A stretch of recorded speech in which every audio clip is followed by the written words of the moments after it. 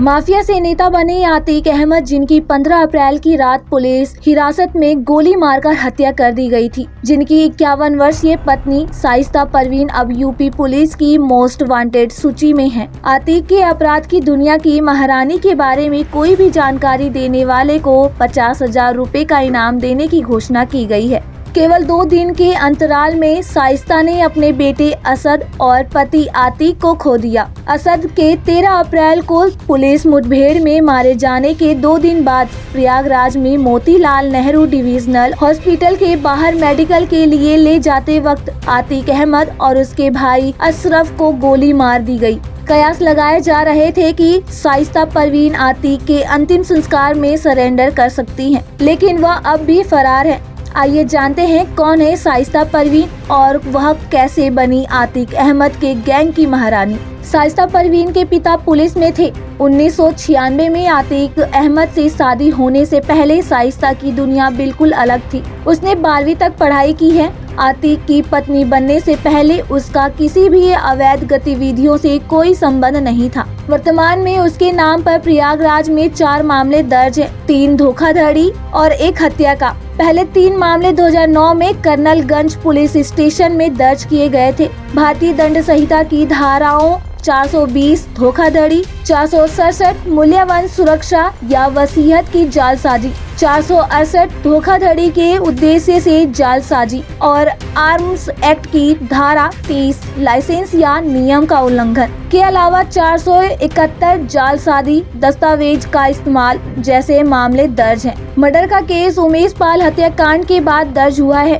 शाइस्ता उमेश पाल हत्याकांड के मुख्य आरोपियों में से एक हैं। शाइस्ता 2021 में असदुद्दीन ओवैसी की पार्टी AIMIM से जुड़ी। जनवरी 2023 में वह भाजपा में शामिल हो गई।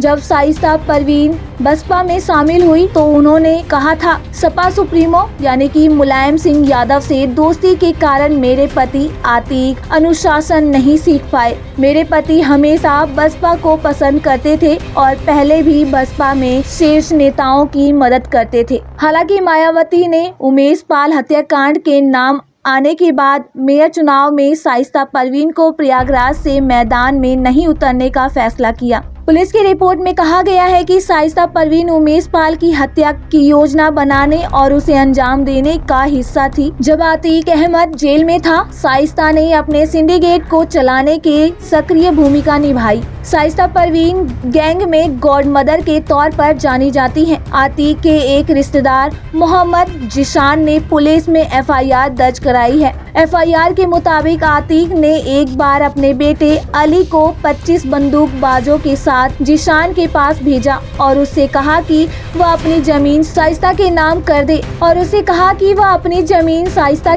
कर दे और 5 करोड़ रुपए रंगदारी भी मांगी। आतिक की मौत के बाद शाइस्ता परवीन द्वारा मुख्यमंत्री योगी आदित्यनाथ को लिखा गया एक कथित पत्र सामने आया है। पत्र में उसने लिखा है कि उमेश पाल हत्याकांड में आतिक अशरफ को झूठा फंसाया जा रहा है। शाइस्ता ने आरोप लगाया है कि मंत्री नंद गोपाल गुप्ता उमेश पाल की हत्या के मुख्य साजिशकर्ता थे। यह पत्र 27 फरवरी को लिखा गया था। उसने पत्र में लिखा है, अगर आप हस्तक्षेप नहीं करते हैं तो मेरे पति देवर बेटे को मार दिया जाएगा। जैसे कि पुलिस शाइस्ता परवीन को ढूंढ रही है। रिपोर्ट में कहा गया है कि उसे फिलहाल खोज पाना मुश्किल काम हो सकता है, क्योंकि शाइस्ता अपने पति आतिक अहमद की मृत्यु के बाद इदाहत की रस्म का पालन कर रही होंगी। इस दौरान उससे किसी को भी मिलने की अनुमति नहीं होगी। ऐसे में उसके ठिकाने का पता लगा पाना मुश्किल काम हो सकता है। पुलिस को शक था कि वह अपने बेटे असद के जनाजे में बुर्का पहनकर चोरी छिपे आ सकती है, लेकिन वह नहीं आई।